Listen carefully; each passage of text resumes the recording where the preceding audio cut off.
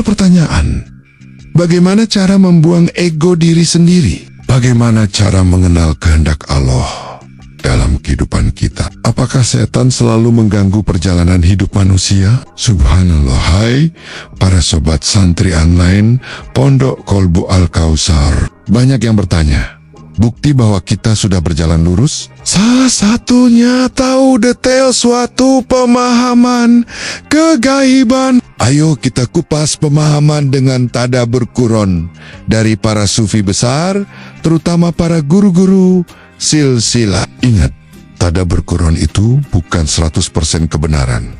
Karena kebenaran sejati hanya milik Allah semata. Dan jangan di-skip ya, tonton sampai selesai. Karena ini wawasan akhirat kita nanti. Subscribe gratis agar tak ketinggalan topik terkini. Subhanallah.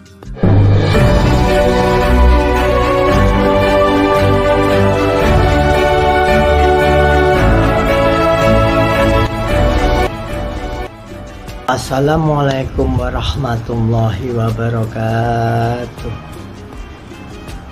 Topik perjalanan alam ruhani, eksplor mati sebelum mati. Subtopik mengikuti kehendak Allah, bukan kehendak diri. Subhanallah.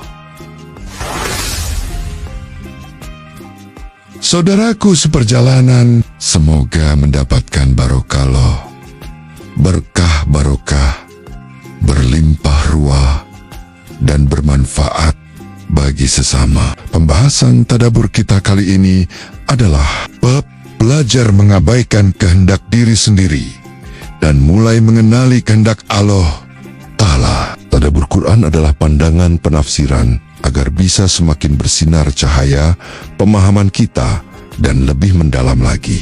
Dengan adanya cahaya, segala sesuatu bisa diketahui keberadaannya, dan dengan adanya cahaya, hidup akan semakin lebih berwarna. Ayo kita simak sampai selesai agar mengerti hakikatnya dan tidak mudah salah paham. Mudah-mudahan dengan mempelajari bab ini akan menambah kualitas ruhani kita. Pembahasan ini adalah wacana pengetahuan sebagai tambahan wawasan saja dan bukan sebagai tujuan. Tafakkur wa tadabbur adalah landasan utama dalam perjalanan ruhani para sufi muda. Baiklah, ayo kita mulai pembahasannya. Subhanallah. Contoh kehendak ego diri manusia. Subhanallah.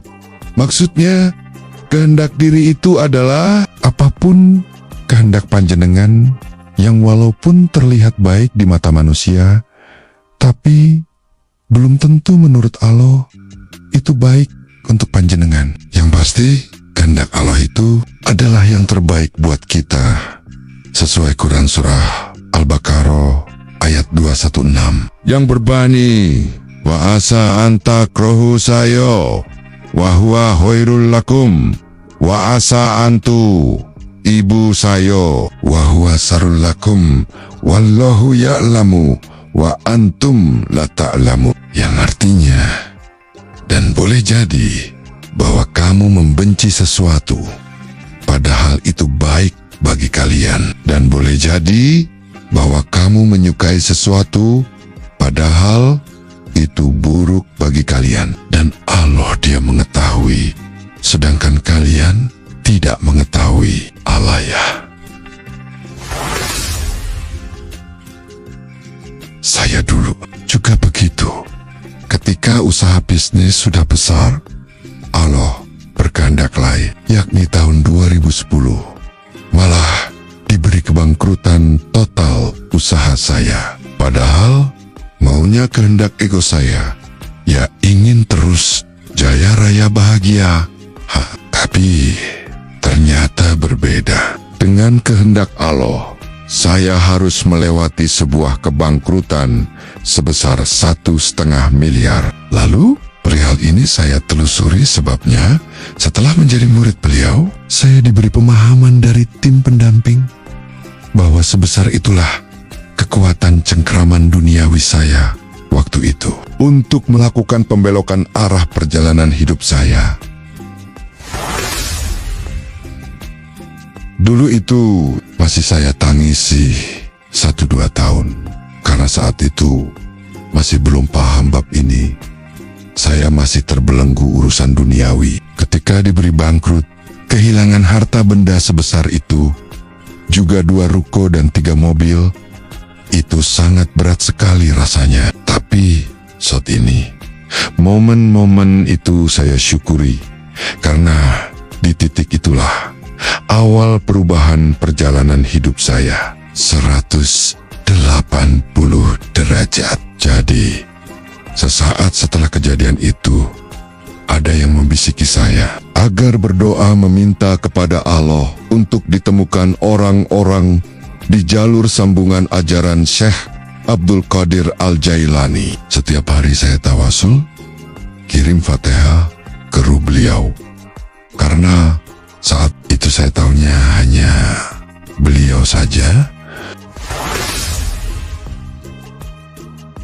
Lalu tahun 2011 saya dipertemukan Allah sebuah jalur Torekoh Qadiriyah yang dipimpin Guska, murid Gus M Kediri. Beliau semuanya saat ini sudah almarhum, dan dari penelurusan eksplor mati sebelum mati, beliau semua ruhnya bertempat tinggal hanya di langit Kayangan. Ternyata sekarang baru tahu, beliau semuanya jalur ajaran sanatnya tidak tersambung. Jadi, mungkin saja kalau saya tidak bangkrut sebesar itu, sekarang mungkin saya masih lalai karena bisnisnya masih jaya raya.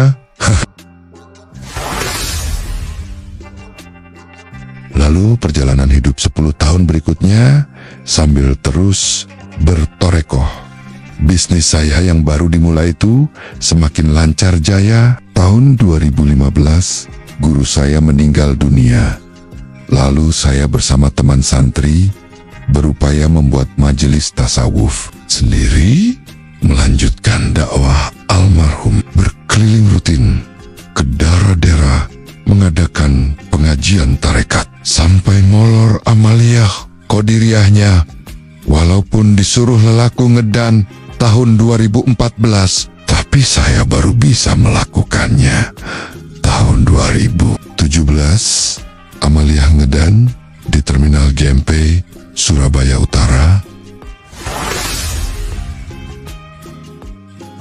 Berikutnya, yang namanya manusia itu sering terlena jika posisi di atas, sering lupa tugas janji utamanya, sampai tibalah waktunya kedatangan wabah corona tahun 2020. Di titik inilah momen usaha bisnis saya bangkrut untuk yang kedua kalinya. Mungkin karena waktu itu kehendak ego diri saya masih ada lumayan besar keduniawiannya. Namun bangkrutnya usaha kali ini, kekuatan cengkraman duniawinya lebih kecil, yakni bangkrut hanya kehilangan 1 miliaran dan 1 mobil saja. Alhamdulillah masih. Kalau sisakan 1 mobil, walaupun mobil bekas, tapi cash tanpa kredit. Dan di momen inilah saya dipertemukan Allah, jalur asli yang tersambung guru-guru silsilah jalur Syekh Abdul Qadir Al-Jailani. Jalur guru silsilah zaman ini, yakni beliau sang kiai, sang pewaris Nabi dan Rasul zaman ini. Subhanallah. Hikmah cerita kebangkrutan usaha manusia. Subhanallah. Jadi, poin hikmah yang bisa diambil dari cerita kisah di atas adalah, panjenengan jangan pernah lari dari janji utama manusia, yakni menjadi hambanya. Sejatinya, semua kejadian yang kita lewati itu, baik kejadian suka maupun duka, sesungguhnya akan mengarahkan dari kelelean kita agar supaya menjadi ingat akan janji utama manusia. Sesuai Quran Surah Al-A'raf ayat 172 yang berbunyi, Alastu birobikum, Qalu bala syahidna antakulu yaumal kiamati inna kunna an haza gofilin. Yang artinya, bukankah aku ini Tuhanmu? Mereka menjawab, ya betul, kami menjadi saksi supaya nanti kamu mengatakan pada hari kiamat, sesungguhnya kami tentang hal ini jadi orang-orang yang lalai alaya. Jadi, semua manusia pada dasarnya harus berproses menjadi satu dengan kehendak Allah. Bahasa sufinya menjadi bakobilah. Tentu saja setelah menekan sedemikian rupa ego dirinya, atau bahasa sufinya menjadi fanafilah. Inilah sejatinya hakikat dari hadis Nabi, man arafa nafsahu faqad arafa robbahu. Yang arti hakikatnya adalah siapa yang mengenal jati diri atau ruhnya, maka akan mengenal kehendak Rob yang menciptakannya. Subhanallah. Ayo belajar mengenali kehendak Allah. Subhanallah. Seperti ini contohnya, kehendak panjenengan ingin semua orang itu agar meniru menjadi petani. Karena jika bukan profesi ini, maka panjenengan bisa sebut itu bukan praktek, tapi hanya teori belaka. Jadi, karena ketidaktahuan profesi lainnya, maka semua yang bukan petani akan dianggap tidak praktek. Padahal, contoh dari guru juga bukan harus menjadi petani, tapi bisa pedagang, tukang, dan lain-lain. Semoga paham. Artinya, kita harus lihat esensinya atau pandangan hakikat, yakni tujuannya hasil bertani atau berdagang dipakai untuk kemaslahatan banyak orang, terutama anak yatim yang belum akil balik. Semoga paham. Jadi, tadabbur Quran tentang para petugas yang sedang dibutuhkan itu bisa dari berbagai macam identitas lahiriah atau berbagai karakter dan profesi. Bukan hanya profesi petani saja. Bisa mantan tukang bangunan, mantan nelayan, mantan pengusaha, mantan guru, dan sebagainya. Di mana persamaan yang mencolok adalah semua karakter yang bertugas itu punya julukan Al-Fakir ilallah, Al-Fakir ilallah. Sudah mampu memfanifila dirinya, atau membuang ego dirinya, atau tidak bersandar pada apapun selain Allah, pada harta, tahta, wanita, atau keilmuannya. Karena saat bertugas, itu pasti harus bisa bakobilah, bersatu dengan kehendak Allah. Man arafa nafsahu faqad arafa robbahu. Siapa yang mengenali jati dirinya pasti akan mengenali kehendak Robnya yang menciptakan jati dirinya itu. Semoga paham. Subhanallah. Selalu waspada goncangan pasukan bertanduk. Subhanallah. Perlu diingat, harus paham juga bahwa semua pergerakan manusia tersebut akan selalu berusaha dibengkokkan pasukan bertanduk. Misalnya urusan niat atau ikrar perbuatan dari amalan soleh sehari-hari. Waspadalah. Terus berhati-hati. Dicek ulang jika mengatakan atau menulis bahwa ini ladang anak yatim, yang biasanya tulisan ini untuk menarik perhatian orang banyak, karena kalau sudah diikrarkan begitu, bisa-bisa ini dicatat malaikat bahwa itu adalah ladang anak yatim. Maka, jika panjenengan ikut makan hasil ladang anak yatim itu, bisa-bisa disebut juga orang yang makan harta anak yatim. Apalagi jika yang kerja di situ itu ikhlas tak dibayar, karena mereka niatkan kerja untuk anak yatim. Jadi, kalau mau berkata atau menulis, jangan sampai YG atau nggak jelas. Harus jelas. Misal, usaha ini hasilnya sebagian untuk anak yatim. Jangan sampai ambigu tak jelas, seperti iklan-iklan komersil biar banyak orang yang tertarik bersimpati. Semoga paham. Subhanallah. Terus istiqomah, mujahadah, sungguh-sungguh membersihkan diri jasmani dan ruhani. Subhanallah. Jadi, sekali lagi, agar lebih paham, kita harus berusaha meredam kehendak ego diri sendiri, yang prosesnya disebut vanifila, sehingga bisa mengenal siapa jati diri atau ruhnya, atau man arofa nafsahu. Lalu setelah itu, baru bisa mulai memahami kehendak Allah, atau prosesnya disebut bakobilah, atau fakot arofa robahu. Seperti contoh di atas, janganlah berkehendak semua orang harus jadi petani, karena sejatinya kehendak Allah sering berbeda dengan kehendak manusia. Seperti yang guru kisahkan, mungkin beliau akan tetap jadi pelukis kaligrafi jika mengikuti kehendak diri sendiri. Jadi, tetaplah fokus menjadi siapa sejatinya jati diri panjenengan. Bagaimana penjabarannya?